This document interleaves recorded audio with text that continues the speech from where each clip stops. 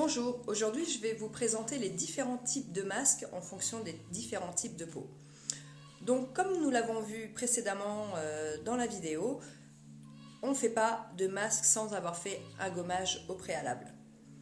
Donc aujourd'hui nous allons voir le masque que nous allons choisir en fonction de votre type de peau. Donc il existe trois types de masques. Il existe le masque gel, le masque crème et le masque à l'argile. Donc le masque crème, il va y avoir un petit peu d'huile dedans, donc il est conseillé pour les peaux sèches et les peaux donc, qui tiraillent, les peaux matures et les peaux qui ont besoin d'un certain confort, de retrouver de l'élasticité et de la luminosité et surtout d'effacer les traits de fatigue que l'on peut avoir dus à la sécheresse. Donc celui-ci, c'est le masque crème. Donc ensuite, il va y avoir le masque gel. Le masque gel, c'est conseillé pour les peaux déshydratées. Donc sous l'effet du gel, ça va apporter de l'eau à votre peau. Donc vous aurez moins les traits marqués par la déshydratation. Ça va permettre de retenir aussi l'eau qu'on a dans les tissus. C'est un masque qui est rafraîchissant également. Vous allez avoir une peau beaucoup plus hydratée, plus confortable, etc. Donc celui-ci, on va le choisir pour apporter de la fraîcheur, par exemple, après une exposition au soleil. On va pouvoir aussi l'utiliser après une séance de sport, parce que pendant le sport, on perd énormément d'eau. Donc c'est pour réapporter un peu d'hydratation après cette séance. Et également après un voyage où l'air conditionné de l'avion va dessécher la peau et donc du coup, on va lui réapporter un peu d'eau pour avoir un meilleur confort.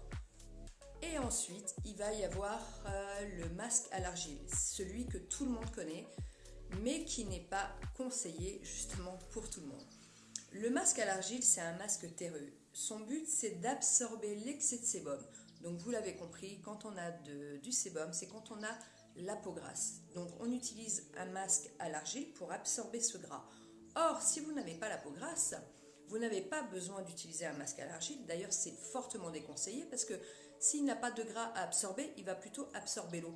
Donc vous allez vous retrouver avec une peau beaucoup plus sèche alors qu'à la base, vous n'avez pas cette peau sèche.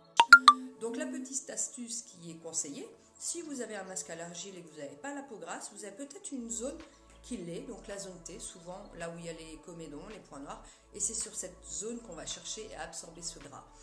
Donc on va utiliser sur la zone médiane le masque à l'argile et sur les extrémités on va utiliser soit un masque gel pour le confort et l'eau ou un masque crème pour repulper le visage et apporter de la nutrition. Voilà, donc maintenant vous savez tout entre les différents masques du visage. Donc il est conseillé de faire un masque 1 à 2 fois par semaine et pour les peaux grasses, il est conseillé de le faire tous les 15 jours.